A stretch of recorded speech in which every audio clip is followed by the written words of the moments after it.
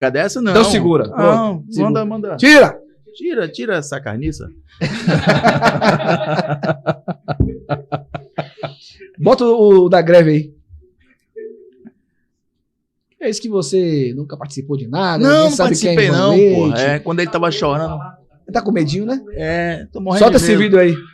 Morrendo de medo.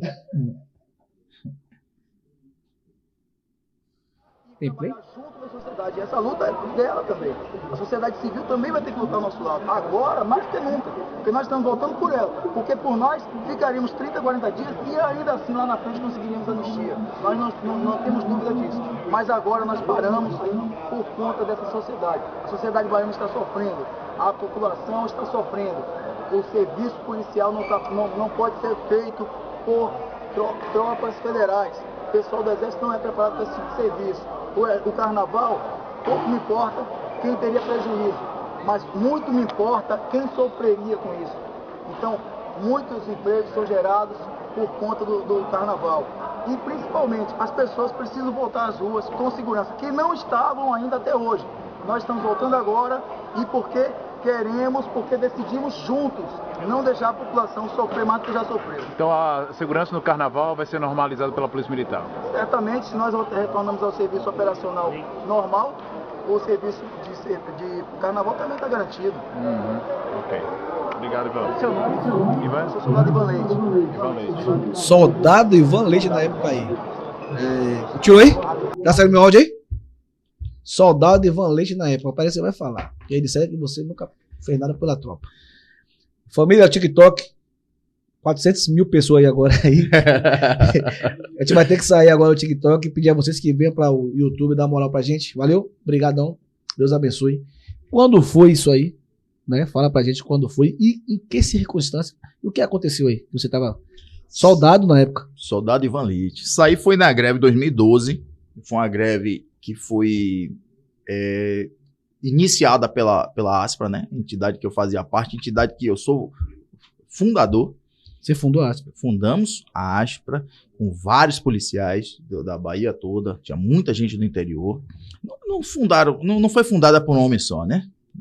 A gente sabe, né? Né? Mas porque, assim, existiram vários policiais com pensamentos de mudanças, né? Policiais críticos, policiais que tinham a cabeça à frente do tempo, né? Porque se você observar, a entidade foi criada em 2009, pô. Esses caras até hoje estão aí. Todos eles estão aí, de uma forma ou de outra. Alguns até se afastaram por conta de tanta traição, de tanta covardia, mas todos eles eram referências. Todos policiais com referências. E todos policiais militares da ativa. Né? Então, tinham uns dois que eram da reserva, mas sabiam que o regulamento, o RDPM, os alcançavam e estavam conosco. Né? Então, o que acontece? A entidade foi criada em 2009, desde 2008 já havíamos conversado, já havíamos batendo papo, já havíamos reunindo. Você era o que na entidade? No primeiro momento, eu seria diretor de esportes. Meu cargo. Isso. No primeiro momento seria o diretor de esportes. E aí acabou que depois a gente foi vendo outras diretorias, porque, na verdade, como eu era do serviço reservado, eu não poderia fazer parte... Ah, você era P2. Era P2 14ª, porra. Chutou o balde. Chutei o balde, porra. O pessoal eu acho engraçado que... Irmão, é sacrifício, velho. É coragem, meu irmão. Irmão, porque, inclusive, numa reunião em 2012, o Coronel Castro, que era o comandante-geral, que foi um cara que foi extremamente... Teve hombridade durante aquele Até movimento. hoje eu ouço falar muito bem do Coronel Castro, velho. Foi um cara que teve hombridade. Se fosse um outro, irmão, a gente estava lascado ali, muito mais. Então ele sempre falou, rapaz, você era P2? E você fazia parte desse negócio? Porra, comandante, como é que a CME não sabia? Então, pra você ver como era o negócio. Então, assim, quando nós criamos a entidade, em 2009 mesmo, quando foi dada entrada em documentação e tudo mais para registrar, nós iniciamos com um movimento que tinha tudo para ser um movimento vitorioso, que foi o MPL, o Movimento Polícia Legal. E onde vários policiais se dedicaram, se expuseram, vários se expuseram para isso. E esse movimento tinha sido vitorioso em Sergipe. A gente, porra, aqui tem como dar certo também, né? Uma polícia, um efetivo maior do que o de Sergipe, um estado maior que o de Sergipe, muito mais paralisação iria causar dentro da legalidade. Entendam que a paralisação era na legalidade. Movimento polícia é legal. Nós só iríamos às ruas se tivesse viaturas dentro da legalidade. Ou seja, nada de pneu careca, nada de documento atrasado, nada de capô amarrado com arame, né? Policiais com curso de direção de emergência, né? Condutores de veículos de emergência, coletes balísticos dentro da data de validade, armamentos com segurança, munições prontas para uso, porque a gente tinha muita munição velha, né? Então, tudo isso fazia com que o movimento fosse vitorioso, porque nada disso era cumprido. Eu lembro que chegaram, acho que 100 coletes de última hora. Tipo, estão reclamando de colete? Vamos conseguir. Conseguiram 100 coletes. A prova de bala, né? Conseguiram esses coletes, mas o resto não conseguiria. E esse movimento foi crescendo. Foram tendo algumas assembleias. A primeira assembleia, eu acho que não deu 100 pessoas. Né? Aí depois foi crescendo a ponto de a última assembleia foi no Clube dos Oficiais e presumimos que ali tinham 15 mil policiais. Ou seja, metade do efetivo do Estado estava lá, irmão. Entupiu aquilo ali. E foi aprovada o MPL a partir daquela sexta-feira. E aí, todo mundo resolvido, todo mundo fechado. Às 17 horas, nós tivemos a notícia de uma suposta reunião que aconteceu de que o MPL foi adiado para a segunda. E era importante que acontecesse naquele final de semana, porque existiria aquele evento aqui na Bahia, que era o Stock Car, que era importantíssimo. Um evento que tinha uma visibilidade nacional. Foi a primeira vez aqui, né? Exato, foi a primeira vez. Então, é um evento que tinha uma visibilidade nacional. Se esse evento não acontecesse por conta de falta de policiamento, a culpa não era nossa, porque ninguém estava em greve. Só não iria às ruas por conta da falta de equipamentos. Mas aí alguém fez um acordo, tem a suposta negociação que aconteceu no Comando Geral, e nesse momento a aspa se manteve contrário ao pensamento das outras entidades e de outros políticos que estavam envolvidos, né? Teve um que disse que saiu para tomar um cafezinho na sala do lado e não viu o acordo sendo feito. E aí o que acontece? Nós continuamos com o movimento, tentamos continuar o movimento. O líder da entidade naquele momento estava num momento de fragilidade, porque nós não tínhamos ainda uma entidade fortalecida. Existia, porém não existia. Você entende? Entendo. Então a gente tinha aquela fragilidade, existia uma situação de risco, inclusive risco de morte mesmo, que aconteceu em frente ao quartel da Rondesp, que era uma única Rondesp, que era em São Joaquim. Foi nesse movimento que houve a divisão. Então, o risco foi tão grande que a gente foi para onde? Para a 14ª. Estava eu, ele e Alessandro, que era um policial que estava fora, que voltou, graças a Deus voltou para a corporação. E aí, imagina, um policial da ativa, um ex-policial, e com 2 ex-policiais. No Uno, 2 portas. Aí eu perdoo. Só que tivemos a frieza de deslocar, liguei pro pessoal da 14ª, pô, tô precisando de apoio, fica todo mundo aí na porta, que a porra acho que vai inchar. Todo mundo que tava de folga foi pra lá, irmão. Então inchou mesmo, todo mundo lutou. O comandante da unidade era o então Major Esturário, fez uma ligação para saber por que ele foi para lá. Eu fiz, rapaz, você tinha que proteger o cara. Ia acontecer uma situação grave aqui. E foi um cara que teve um diálogo muito interessante com a gente, porque muita gente imaginava que ele ia ser duro, ia ser rígido, ia sacanear com a tropa. E a categoria, a única unidade que realmente ficou parada foi a nossa. E aí, quando eu estive aqui, quando ele foi entrevistado aqui por Tenob, ele me convidou para ser o co-host, eu ainda falei que ele falou, né, que foi a única unidade que funcionou, que continuou operando. Não foi a única que parou, só que o senhor colocou seus oficiais nas viaturas. Ou seja, ele não impediu que o movimento acontecesse, mas ele deu o jeito dele. E aí foi continuando, nós fizemos vários outros movimentos, tentamos vários outros movimentos, e o maior e mais forte da entidade, né, depois teve 2014, teve um em 2019 que nem se fala, mas assim, 2012 foi o mais forte. E foi um evento, foi um movimento vitorioso, porque foi um grupo gigantesco que estava à frente. né? Não fui eu sozinho, nem foi outra pessoa sozinho. Foi muita gente, foram muitos policiais. E vou dizer mais, muitos policiais que estavam arriscando as suas vidas, porque existiu o cerco do Exército, a ALBA, existiram tropas federais nos interiores, que a gente não sabe o que poderia acontecer, alguém perder a cabeça, como um policial recebeu um tiro de 12 de elastômetro no rosto. Queiroz. Teve o outro lá da 14ª também, que tomou um tiro em cada pé. Casé tomou um tiro em cada pé, ficou malzão. Então, assim, isso poderia acontecer no interior também com munição letal. Então, todo mundo estava arriscando suas vidas e seus empregos, né? Agora, tinha aqueles que não tinham nada para perder.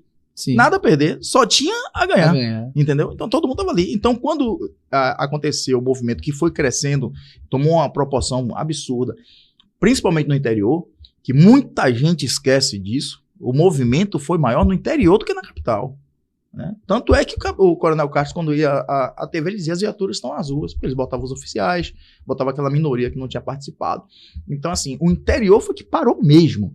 E esses caras pagaram caro por isso, né? Os líderes do interior da Bahia pagaram muito mais caro do que nós aqui da capital. Na verdade, policiais da ativa que se doaram, tinham seus empregos a perder. Se arriscaram para poder fazer o movimento dar certo. Fazer acontecer. Acontecer. E aconteceu. E até hoje esses caras estão com asterisco. Eles ainda pagam porque, assim, estão marcados, né, irmão? Estão marcados. Não tem um só que sofreu. Por uma reivindicação justa, né, mano? Tanto foi justa que foi atendida, né? Aos pedacinhos, foi um acordo que foi HAP 4 e 5, que começou a ser pago em 2012 e foi finalizado em 2015, entendeu? Então, assim, o movimento foi um movimento legítimo. Só que acontece, qual foi a minha participação ali? Já fazia parte da entidade e no 9º dia de greve, eles conseguiram sufocar o movimento por conta de uma matéria que saiu no Jornal Nacional. Então, realmente, sufocou o movimento. Perdemos o apoio popular. Sem o apoio popular, não vinga. E vários foram presos. Inclusive, o líder do movimento, que realmente foi líder mesmo. Eu nunca neguei que era líder. Ele se entregou. E o governo achou que aquele ali era o fim do movimento. Só que a gente decidiu deslocar da ALBA, nós fomos para os ginásios bancários, e lá nos ginásios bancários ficamos sem saber o que ia acontecer. Pô, tá cheio de gente aqui, sim, beleza, e aí? Quem que vai tomar a frente? E aí, existia uma comissão, essa comissão me elegeu para ser o porta-voz. Eu observe que eu nunca me coloquei como líder, eu sempre me coloquei como porta-voz. E aí eu participei de algumas reuniões. Como soldado. Como soldado. E no primeiro dia, logo, eles imaginaram que no primeiro aperto, eles iam me dobrar. Você ia peidar. Irmão, não deu certo para eles, porque assim, eu não tinha me preparado para ficar à frente, entendeu? Mas a experiência que eu tinha de vida me fez me sair bem naquela reunião. Porque foi uma reunião de aperto, irmão. Imagino. De aperto, né? Para você ter ideia, quando a gente chegou, nessa reunião fui eu, Dandara, que ela tinha formado, ela era estagiária da Aspra, e o outro policial, vou evitar o nome, porque ele realmente não gosta que se coloque mais, mas foi um cara, sim. Irmãozão, muito cara, muito homem, que nem todos iriam, participou. E foi agendada pelo então deputado Capitão Tadeu. Beleza, nós fomos. Só que a gente achou que era uma reunião entre nós e o comando. Irmão, chega lá, tinha procurador da República, tinha procurador do Estado. Eu disse, que porra é essa? Representante do OAB. Tava o comandante. Entre em quem, Roberto? Pois é. Comandante-geral e o subcomandante-geral. E nessa reunião aí, um pouco antes, uma antessala. E aí eu lembro que hoje é Major Fabrício, ele era o de ordem do comandante-geral, ele me conhecia de Ardável, que ele tinha trabalhado lá. Ele veio, me cumprimentou. Meu irmão tinha falecido em 2006, né? Ele conheceu meu irmão, ele, pô, te conheço de lá de Ardável, beleza. E aí o comandante-geral veio, o Coronel Castro veio com algumas pastas, Tchaka, assim, alguns benefícios que seriam apresentados para nossa corporação. Ele, aqui, rapaz, pra que a gente tá preparando para vocês? Mas beleza. Mostrou várias pastas assim. Eu sempre fui respeitoso, mas eu sempre fui ácido. Então ele me mostrou várias pastas, aí pá, depois que ele mostrou, para aqui, tem que acabar essa greve. Aí eu, beleza, eu olhei assim, eu voltei, eu fiz, pô, comandante, olha aqui, ó. Isso aqui é 2006, pô. 2008, 2009. E agora que o senhor acha que vai ser apresentado, e agora que o senhor acha que vai acabar uma greve que não tem nada a ver com isso aqui, e vai acabar uma greve por conta de documentos que já, benefícios que já estavam preparados há anos e nunca foram apresentados? Estava aguardando para apresentar um momento de crise, foi isso? Ele, não, não é isso que eu quero dizer. Não, beleza, então vamos conversar sobre a GAP. O movimento é sobre a GAP. Vamos conversar sobre isso. Aí eu lembro que o pai hoje é major, né? Major Fabrício, tinha sido baleado. Nesse momento o líder tá onde? Preso. Foi preso. Quando ele se entregou, ele desceu, ficou no presídio, realmente ele e Hohenfeld. Os dois foram pro presídio. Foi quem fez o livro. Porque não eram militares, então foi pra lá. Então o que acontece? O pai do Major Fabrício tinha sido baleado. E aí o Coronel Castro, quando ele viu que aquele argumento ali não deu certo, ele chegou pra mim e fez assim, ó, a gente tem que acabar, rapaz, essa greve aí, ó. O pai do capitão foi baleado. Aí eu olhei assim e falei, pô, com todo respeito ao capitão, do meu sentimento, como é que tá seu pai? Não, tá bem, tá estabilizado. Eu falei, beleza. Eu fiz, coronel, meu irmão também foi baleado num assalto a ônibus. Meu irmão morreu. Aí ele, foi em 2006. A polícia não tava em greve, não. Aí ele ficou assim, eu fiz, o pai do capitão não foi baleado porque tá em greve. A gente não tem nada a ver, ele foi baleado porque a criminalidade tá alta na Bahia. Aí ele ficou assim, vamos pra reunião. Ou seja, os 2 primeiros apertos não deram certo. Quando chegou lá dentro, todo mundo falando, reclamando que a população tava sofrendo e tudo mais, eu pensei que vocês iam me ouvir também. Eu fui falando tudo que a gente passou lá dentro. De corte de energia elétrica, corte de água, que a gente passou fome, que a gente passou necessidade, que todo mundo que tava lá dentro tava com medo de chegar a alimentação envenenada. Então eu tive a oportunidade de mostrar o que estava acontecendo lá dentro, o que estava acontecendo conosco. Por quê? Porque eu fui e sentei. Porque eu fui ouvir. E aí eu pude ser ouvido. Mas quando você bate na mesa, você grita o tempo todo, você xinga pra desgraça, o tempo todo você fala, só fala rugindo, ninguém te ouve, irmão. Ninguém te ouve. Então, nesse momento, eles acharam que ia chegar lá, apertar um soldado de polícia e dizer, a greve acabou. Eu fiz assim, ó, infelizmente, o que eu tenho pra vocês é o seguinte, eu quero saber a proposta que vocês têm para ser votado em assembleia. É a categoria que decide, não sou eu. A proposta é a mesma, dividido. Beleza, eu vou voltar, apresento e vamos ver o que vai dar. A proposta foi rechaçada naquela primeira assembleia presidida por mim, que foi 19 horas no ginásio bancários. Assim como foi no sábado, isso foi na quinta, né? Assim como foi na sexta e no sábado que a gente finalizou, porque realmente a categoria já não aguentava mais, o interior disse que não tinha mais condições de manter, e nós finalizamos com como é que chama? Com o governo deixando claro que existiria uma mesa de negociação para definir, mas a GAP 4 e 5 estaria já garantida. Então era o que a gente precisava. Né? E em relação à mesa de negociação, aconteceram depois. Não foi como nós gostaríamos, mas aconteceram. Né? Existiram mesas de negociação, nós conversamos, nós tivemos uma nova polícia a partir dali, e graças à entidade, e graças àquelas pessoas que se dedicaram, entendeu? Então, assim, muita gente foi punida, muita gente, assim, não ia ter a prisão de quem não tivesse cometido o crime. As prisões seriam só para quem cometer o crime. Eu não cometi crime algum, fui preso.